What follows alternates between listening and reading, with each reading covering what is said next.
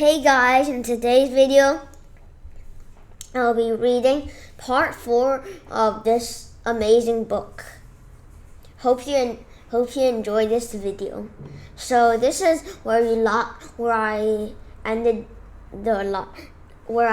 part 3. So let's continue to the next page. Whirring like a clockwork toy, the spiders quickly spun meters of extra strong thread. And as I sat watching the industrious little creature, I had an idea. It might be able to help me phone home. Plucking the spider from its web, I placed it on its back in the palm of my hand. A strand of silk thread poked from the tip of its abdomen. I pulled the thread gently, and a little more appeared. I tugged again, and more thread spooled into my hand. It was just like unraveling a cotton reel. I tested the strength of the thread once more, and then tied the end to my right index finger. Then I took the spider into my right hand and threw it high into the air with all my might. Up it flew, 5 meters, 10 meters, 15, right over the top of the palm tree. The spider arced through the air, spinning out a length of silky yarn all the way until it fell unharmed into the grass on the far side. I untied the thread from my finger, tied it firmly to the rhino's horn, and then rushed to find the spider amongst the tangle of grasses. Following the thread as it zigzagged amongst the tall stems, I quickly caught up with the little blue web maker. And before I had a chance to scuttle away, I bent down and snipped the thread from its abdomen with my penknife.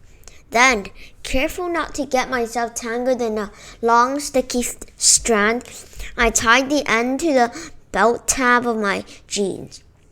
The spider line was now in a great loose loop that went from my belt way up over the tree and down the other side to the rhino, and I was ready to put my idea into action.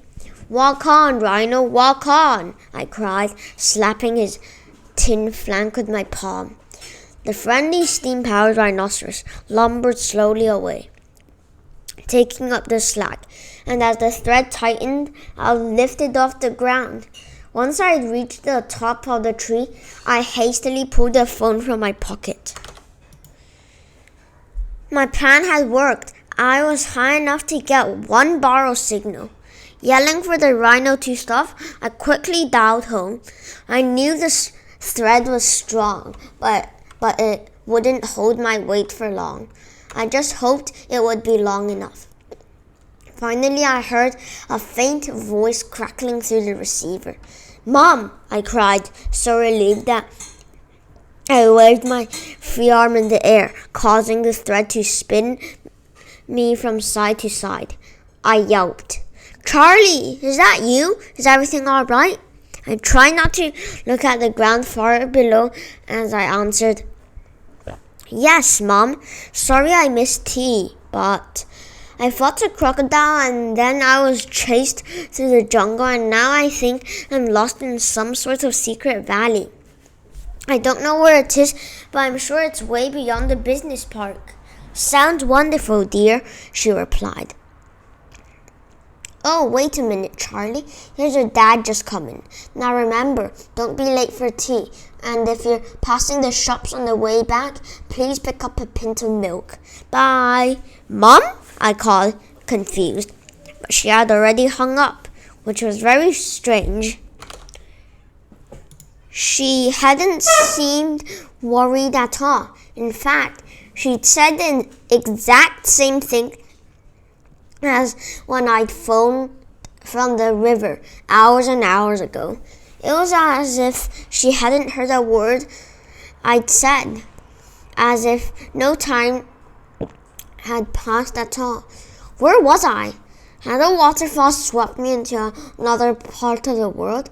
Had I found some sort of lost kingdom just round the corner of home? Or maybe I'd been blasted into a different time dimension by the lightning strike. They were all pretty scary thoughts, but at least I hadn't missed tea yet. A sudden gust of wind sent me spinning again, and I decided I'd better not waste any more time thinking until I was safely back on the ground. I called out to the steam-powered rhino, and as he backed up, I was gently lowered down into the grass. My first night under the stars. The sky had turned black and is glittering with stars, and I've just finished making camp. There are no boulders out here to shelter behind, and the palm tree is too tall and bendy to make a bed in, so I'm having to sleep down in the grass. By leading the rhino round and round in ever-increasing circles, I at least got the stalks stomped down enough to make a flattish patch to lie on. It's sheltered from the wind, but now that the sun has gone down, it's really cold. For a while, I thought I might have to put my coat back on over my pajamas, but as I was trying to get comfortable over on the stopped and prickly ground, the rhino stepped over and is now sheltering me beneath his bulging stomach. The heat from his furnace is making my grassy bed cozy and warm, and by opening his hatch in his side, I've enough light to write by. But even now, I've written down everything that's happened so far. I still can't make head or tail of it. What exactly happened to bring me to this amazing place? Why, for Mom, is it still only nearly tea time? When for me, it's way past midnight. At least I don't have to worry about her worrying about me. She has no idea what's been happening to me. Wow, I've just realized, if Mom isn't missing me, then no one will come looking for me. I'm going to have to rely on myself. This is for real. I'm actually in the great adventure I always dreamed of. Wherever this place is, whether I'm the first explorer to ever set foot in it or not, I may never know. But as long as I'm here, I'm going to try to behave like a real explorer. I'm going to make as many entries in this journal as I can and collect lots of evidence to prove it's all true. Laughter in the night. Wow, how lucky was I to have made a friend of the metal rhino. In the middle of the night, I woke up as a peal of laughter rang through the darkness. Who could it be? I wondered, my heart starting to pound. I sat up quickly, banging my head on the rhino's belly and making it ring like a bell. The laughter stopped instantly, but as I peered across our makeshift campsite, I could see the grasses swaying and jerking to the movements of uninvited guests.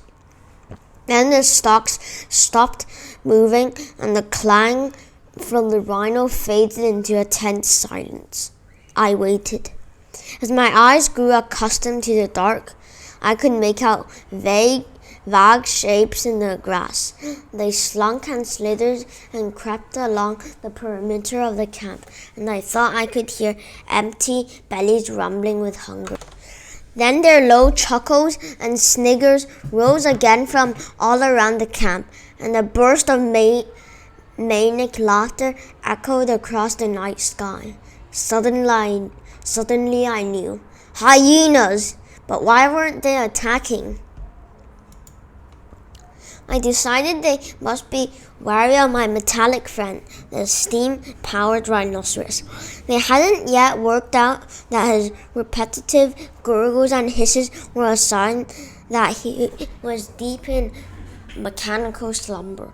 I turned quickly to rap on his tummy, But at that moment, one particularly brave animal broke cover and made a dash for me. Before I could do anything about it, the hyena's jaws were clamped firmly around my ankle and I was being dragged from underneath the rhino.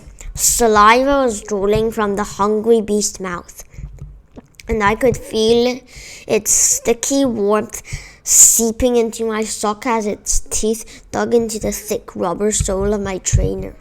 "Help!" I yelled. The hyena began pulling me towards the wall of grasses, and I knew that the minute I disappeared amongst those tall, densely packed stems, I would be lost forever. I yelled and squirmed and kicked at the hyena's wide, bony head, but its mighty jaws gripped even tighter. It was at this precise moment that I remembered reading something about hyenas on one of my wild animal collector's cards. And now that I'm writing up this adventure from the safety of a jungle tree, I'll stick the card in my book. The hyena. Hyenas are scavengers by day, but ferocious killers at night. They have the most powerful jaws in the whole of the animal kingdom, even stronger than the great white sharks. This allows them to snap the very largest of bones like twigs. Hyenas can digest the flesh, bones, fur, feathers, horns, and teeth of their prey. There is never anything left. Remember, if a hyena carries its tail out straight, it's a signal that it is about to attack. Interesting fact, certainly. Interesting, but not very useful when your foot is stuck in a hyena's mouth. My bones felt as if they were about to shatter like a sheet of glass, and I screamed again. The rhino woke up suddenly, exhaling a great spout of steam, and with a huge bellow, he charged. Immediately the hyena let me go. Snarling and drooling, it turned to face the attack. It didn't stand a chance against the power of the rhinoceros, and the fight was over in an instant. Hooking his metal horn under the scavenger's belly, the rhino sent it sailing through the air and off into the darkness. Moments later, there was a dull thud and a plaintive yelp. The rhino let out another huge hiss of steam, trotted back into the campsite, closed his eyes, and went straight back to sleep. What a hero! I scuttled back under his belly, but I didn't find it as easy to get to sleep as my metal friend. The hyenas didn't try another raid, but they circled the camp for the rest of the night, and every time I closed my eyes, I imagined my bones being crunched by ravenous predators. A Charlie's Malicus. Things looked better in the morning, despite my ankle feeling sore and bruised, even though I only had grass shoots and a solitary mint for breakfast.